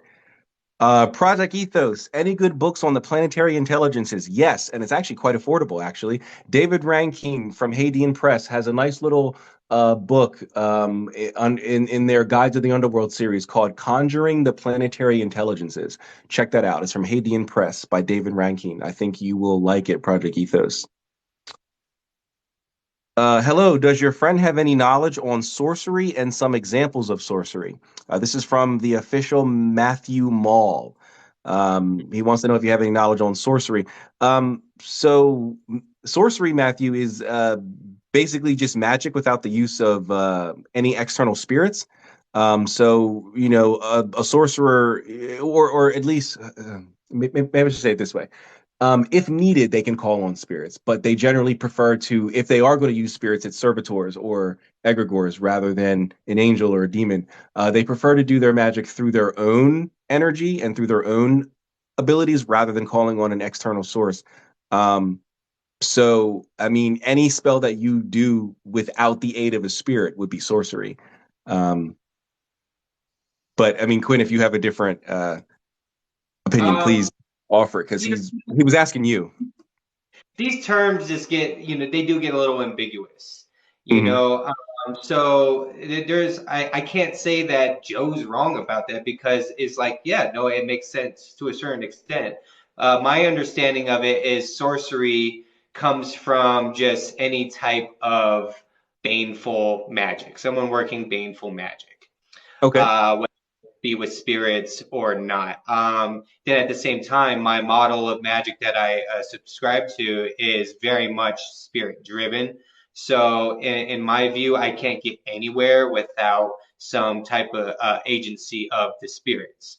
I love So, it. when it comes to sorcery, I think the best way to kind of separate that from just being a magician is that is baneful magic, and it is purely commanding spirits without any type of real reverence. And we don't, Solomonic magicians really don't do that these days. I mean, you have them out there. You have sorcerers out there that just work baneful magic and so forth. But even then, a lot of them have gone to the demonology path. You know, so we over time we've kind of evolved, and we don't look at demons and spirits the same way as we did back in the medieval times. You know, we've kind of stripped away all of the bad connotations of what a demon is, and we've come to realize that no, they're just spirits on a certain mode of spirit, and there's no need to command them. It is much easier to work with them through reverence. Although some of them are more chaotic, so you do have to have your guard up on particular spirits. Like it will tell you in Lemageddon which ones are more volatile and which ones you could work with a little easier. So that's why you have your protection protocols in place. But when it comes to sorcery, by my understanding, it's mostly baneful magic, and Okay. you're trying to get one over on someone. You're trying to work against someone's will. Like that's why Mathers didn't like love spells, and he omitted them from the Key of Solomon because you're forcing someone to love you against their will. And so that is my thought on what sorcery is. But like I said, it's these terms have become ambiguous over time, and they can mean a lot of different things. You know, magic is an evolving thing; it's Yeah. nuanced. So Yep. as it evolves, you have different aspects of these systems that end up getting like injected into what sorcery could be, what witchcraft can be, what a magician is, and so forth. So yeah, if there's all different types of ways we could go about it. My understanding, someone who works baneful magic.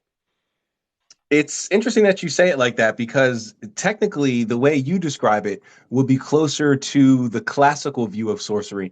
Um, uh, People who Yeah. worked with Goetic magic would have been considered sorcerers because Goetic magic would have been considered low magic. Um, Mhm. and so that would have been considered sorcery rather than theurgy or some sort of high, high society, snobby nosed, we're talking angels over here. Um, so very interesting. Um, all right. So we are at almost an hour and a half here, guys. Excellent, excellent questions we have. Although I'm going to have to start winding down. I have to be up super early tomorrow because we have some stuff at work that I need to be there earlier than normal for. Do you have any other or any questions on your end, Quinn, that we could answer really Yeah, quickly? real quick. Keen Valiant is asking, can you guys talk about you might oh, he says hashtag for the newbies. All right, you'll love this one. The law Okay. of polarity. The law of polarity. I knew you were gonna love this one. So he's talking about the Kabbalion, right? He didn't say Kabalion. I think he might have been a little shy to put it, but put that. I think that's why he put hashtag for the newbies. So,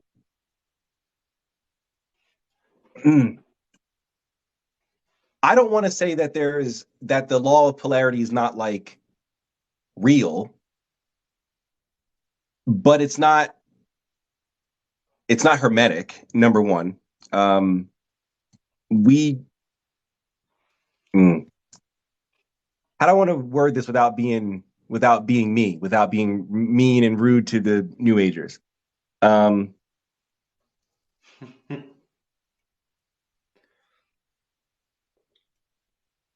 To be honest with you, in my opinion, I think polarity is somewhat of an illusion to a certain extent. Um, yeah, it's been so long since I read the Kabbalion, and when I listened to it, when I listened to Mitch Horowitz read the right. Kabbalion too, we see it within our physical realm. We see light and dark and so forth. We see good, evil. We like to have two different sides of things. We like to be able to discern this from that.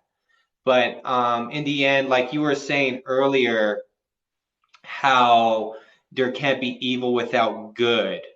You Right. know, so this polarity is really, um, when I'm thinking about it, it's an abstract thing to think about it, but I really do think that it's more of an illusion, and there really isn't a law exactly.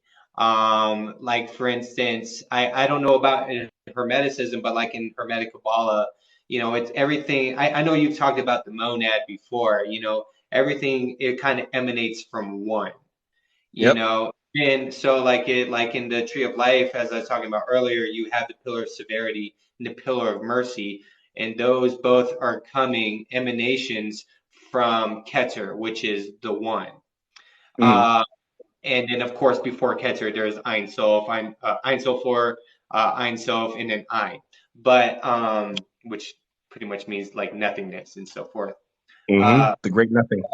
um yeah, I believe, just thinking about it, theorizing, speculating on it, this isn't really something you could pin down.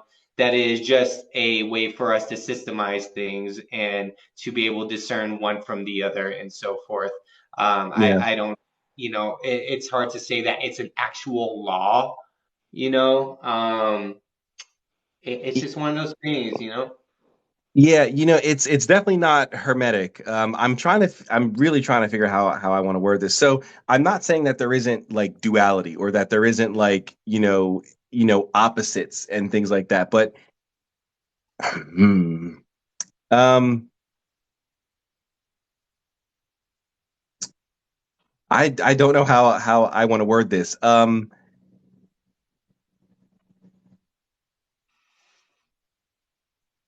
gonna have to come back because I'm not I don't know how to say this without, taking huge dumps on certain groups of people. And that's not what this live stream's about. Basically,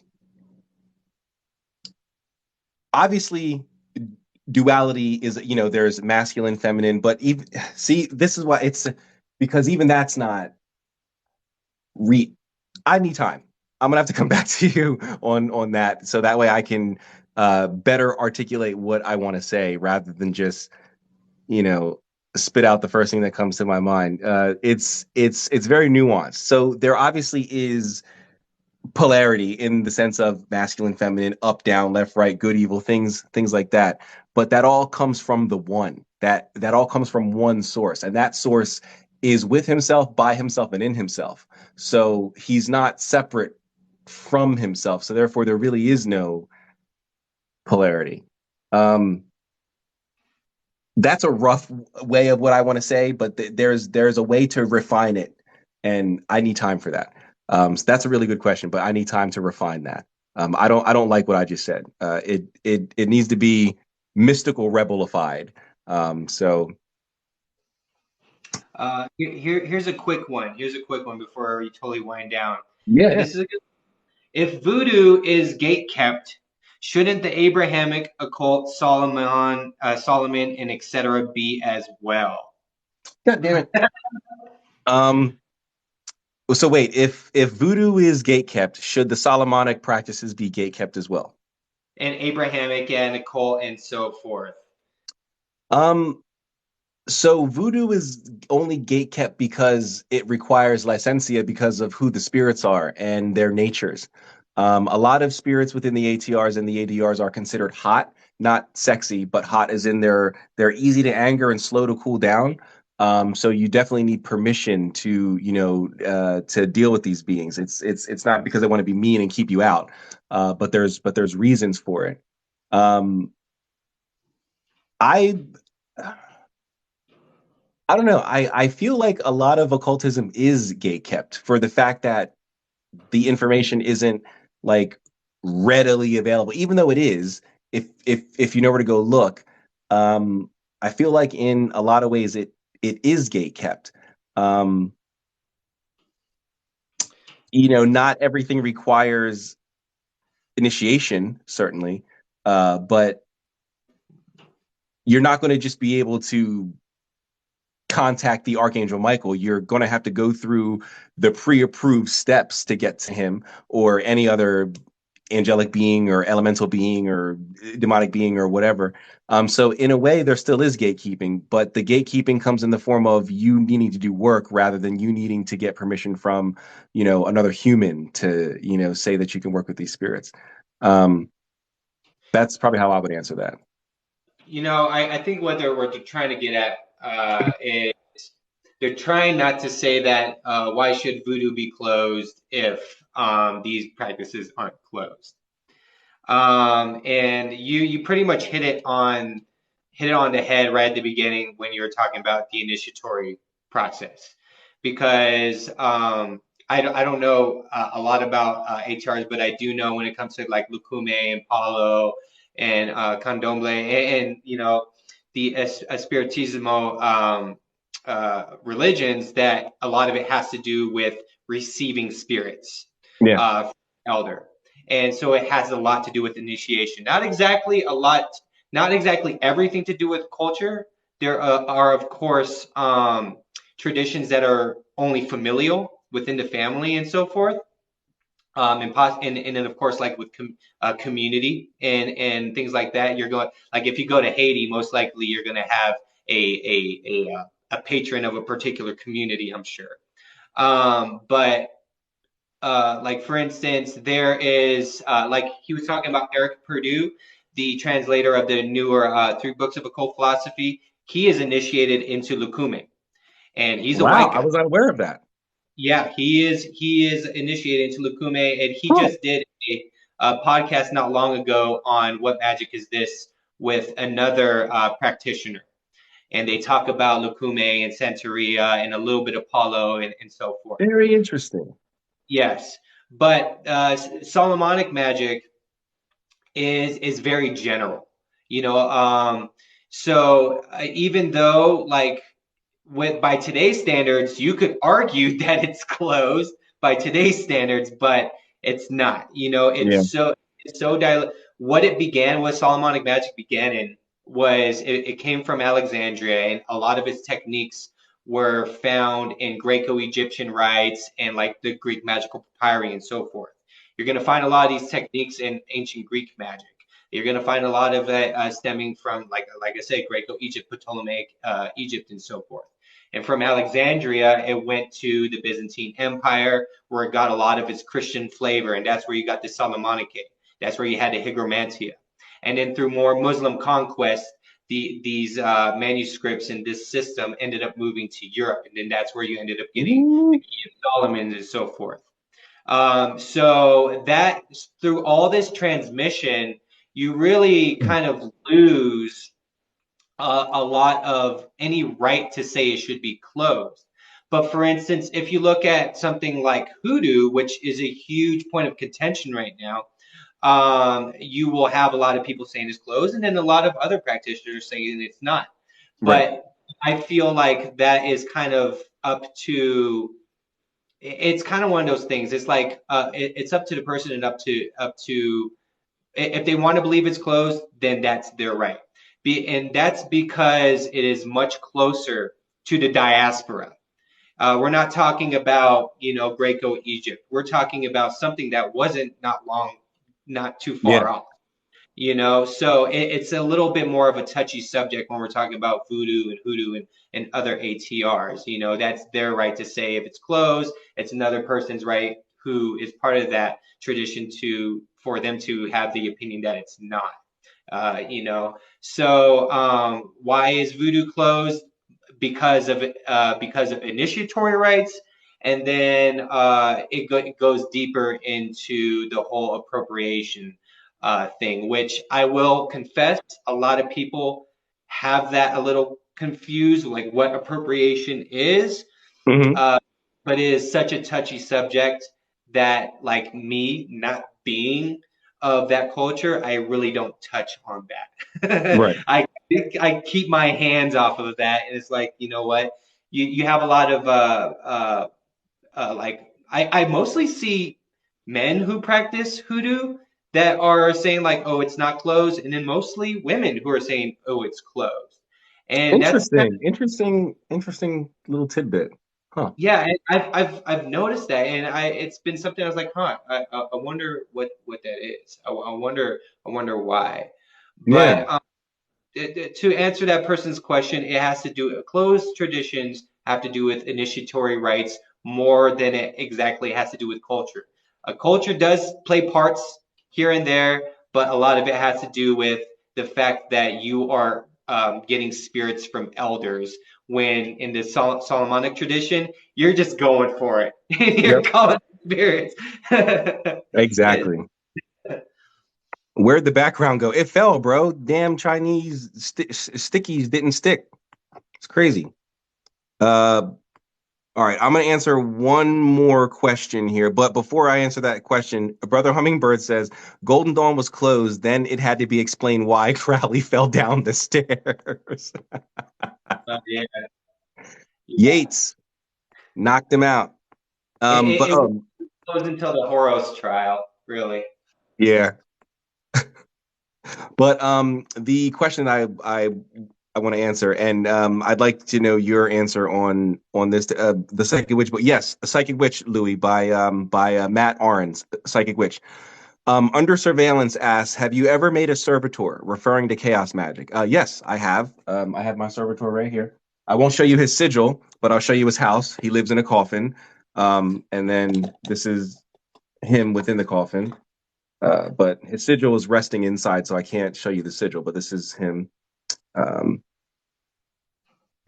that's him. That's on the side there. There's nothing on the back. And then on the other side, sorry, is, and he's hollow. I don't know if you can hear it, but there's materia magica in there. I don't know if you can hear it moving around when I pluck it, but there's like wolf teeth. There's like bird claws. There's all kinds of there's bone fragments, all kinds of stuff that's inside of here to be able to anchor certain types of spirits. For whenever he needs any assistance, he's programmed to reach out to any of the local beings that are within this vicinity of Genius Loki.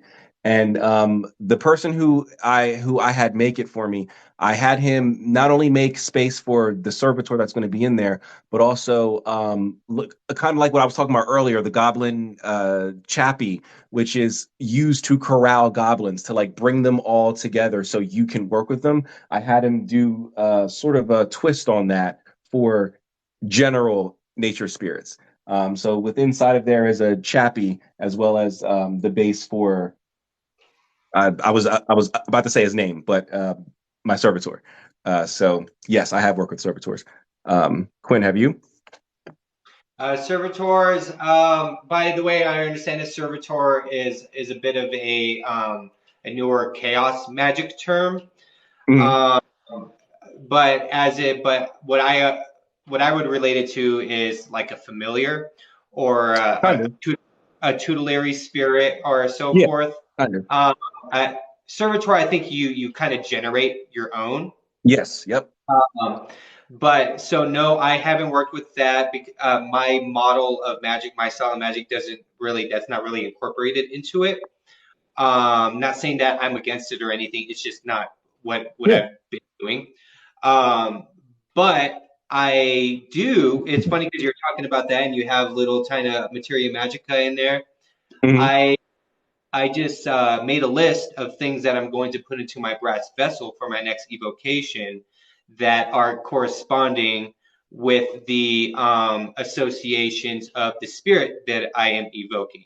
So I got a list of like a stone or gem, some herbs, and other things that are associated with this spirit.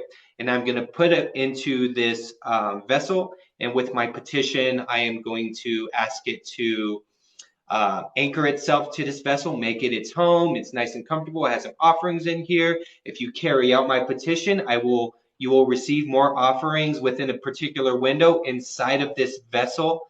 And hopefully it could become a direct link between me and that spirit. That's awesome, Um, dude. So it is along those lines of having a Yeah. familiar or having that intermediary spirit to work with. But yeah, it was funny that you showed me that little vessel that you had there, and I've been working on that, and everything's just been kind of falling in place because I didn't know exactly what to do with the brass vessel. I've heard of a Right. magician Okay. putting seals in it. If the spirits are like, if that spirit is being rambunctious and causing trouble, they'll put the seal into that vessel. And I was like, I don't know. I'm not going to be working with multiple spirits. I'm kind of just looking for a few good ones that Right. that do well by me. And then I came across Rufus Opus talking Yeah. about I his. was going to say, did you read his Bune working? Not yet. I read a little bit into his modern Goetic grimoire, Hmm. but I know he has a section in there talking about his spirit pots. Yeah. And Bune. Yeah. yeah, a lot of people have a lot of different traditions have spirit. The Paulo has their Nonga jars and so forth. Hmm. There's a particular when Japanese yokai, the Japanese spirits, the yokai, I think, or something like that. I don't Not or study Eastern. I don't I know. think I think it's yokai. But when something reaches 100 years old, it then is fit to house a spirit. So they will hang it from the ceilings to kind of trap the yokai that are around the house, and it becomes like an anchor for them. So all over different types of traditions, all over the world, you have all these little things that are meant to cause like to be anchors for a spirit. So that's exactly what I'm doing with this brass vessel. Instead of making it like a punishment zone, like you're grounded. I'm making it more of like a home, and I'm making a little tiny a Jupiterian ecosystem in there. Get some, some dirt from like a post A bank. office. Uh, I that's what Rufus Opus did, but but the spirit that I'm evoking, one of the virtues of their office is making things go where you need it Oh, or okay. bringing it to you. So I was getting the dirt of a post office to put in there Okay. because that's exactly what mailmen do.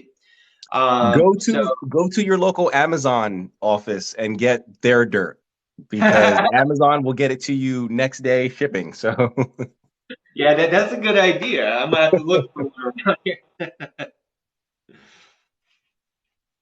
oh wow. All right. Well, we got one. We finally got one this evening. You're the first one. And the last because we're going to be hopping off here. But user 54 trillion and some change says, know that these stinking demons you consult have all been vanquished and judged. Well, I don't know about being vanquished because we work with them, we consult with them, so there's obviously still around. But judged, I didn't think Judgment Day happened yet. I don't recall the Judgment Seat of Christ coming, but maybe I'm wrong and you have knowledge about it, and maybe I missed the judgment. But yeah, I think you're wrong on both fronts. But thank you. Yeah, thank you so much. Exactly, Little Lux. Exactly. How can they be vanquished if we can consult them? Exactly. Hey, just remember, Jesus loves you. Thank you. Thank you. Now I feel complete. There's been a few Christians tonight. Oh, really? I didn't see them, but I guess that's a good thing. But but all right, guys. This was an excellent live. Thank you, Quinn, for joining me this evening. I enjoy these greatly. I could talk occultism for hours. I do think that if you're open to it, we should make this a weekly thing.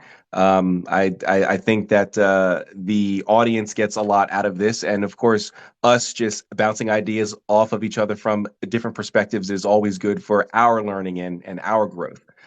So I definitely think that if you're open to it, we should make this a weekly thing. Oh yeah, yeah. I've kept up my video of kind of advertising for every Tuesday 9 p.m. Nice, Eastern. good. Let's go ahead and check us out. So yeah, let's keep it going until we can't. Yeah, We'll, man. Until the wheels fall. Yeah, Jeff James says, please do. We will, James, or Jeff, excuse me. We will. Thank you. And Brother Hummingbird is saying, Asmodeus loves you. And You know this because he's taking a Tic Tac. I'll tune in next time. Well, thank you very much, Ex Ludo Lucem. Thank you very much. But yeah, Quinn, thanks again, man. I enjoy our conversations, and I hope you enjoy the rest of your night, brother. All right, same to you. Thank you very much. Let's do it again. Of course. Of course. And guys, if you have an interest in Solomonic magic, please do give Quinn a follow. He is an excellent resource, and also he shows off his setup a lot, and I'm jealous of his setup. So give him a follow. All right, cool. Thank you so much. Yep. All right, man. Everybody in the chat room, Mystical Rebel. Check him out, the Mystical Rebel. Awesome guy, knows what he's talking about. Check his content out. Thanks, man. Yep. Thank you. Y'all have a great All night. right, brother. I will see you next time, man. Have a good night. You as well. And for everyone else, thank you all for being here this evening. Every one of you. Jesus Christ, that's kind of huge. There we go.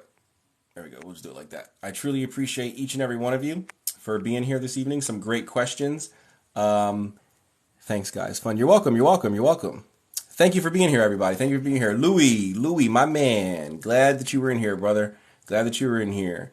And to the regulars, appreciate you guys. Little Lux, Brother Hummingbird, I love you guys being in here. As always, excellent questions. Project Ethos. Excuse me. I'll be live tomorrow, 9 p.m. Eastern Standard Time with Alchemic Mason. As you guys know, we go live and we do our readings of the Corpus Hermeticum. So we'll be doing that tomorrow, 9 p.m. Eastern Standard Time. So if you have an interest in that, join us for our live stream tomorrow. And yeah, I think with that, I'm going to go ahead and sign off, guys. Appreciate everything, all the questions. If you want to talk about real magic, call me. Not sure what you mean by real magic, unless you're claiming that you can literally fly or teleport or throw fireballs from your hand. I think I will stick with my occultism, but I appreciate the offer. What is the Corpus Hermeticum? The Corpus Hermeticum is the main text of the Hermetica. So within Hermeticism, we have the Corpus Hermeticum. My version is called Hermetica, the Dialogues of Hermes Trismegistus. It's our holy books. So essentially several books from the Greco-Egyptian times that outline our philosophy, our belief system as it relates to Hermeticism. Purported to be the actual words of Hermes Trismegistus. That is some contention. I don't believe that Hermes Trismegistus was a real person. I believe that he is a force, whereas my co-host tomorrow, Alchemic Mason, who is also a Hermeticist, believes that he was real. Yeah, that's the corpus. But we'll be reading that tomorrow. We're probably going to move on to the definitions because we've pretty much already finished the main text. But as above, so below, so within, so without. Yes, that's part of the Emerald Tablet, the real Emerald Tablet, not the Emerald Tablets of Thoth. That's from the Emerald Tablet, which we already went over. So if you have an interest in the Emerald Tablet, please check out my YouTube channel, themysticalrebel.com. I uploaded the streams there for the Emerald Tablet. So check that out, as well as our discussion on the Emerald Tablets of Thoth, where we compare the real Emerald Tablets to the Emerald Tablets of Thoth. So check that out. But all right, I'm going to get out of here, guys. Thank you all for being here, and I will see you in tomorrow's live stream. As always, seek the mysteries. Peace.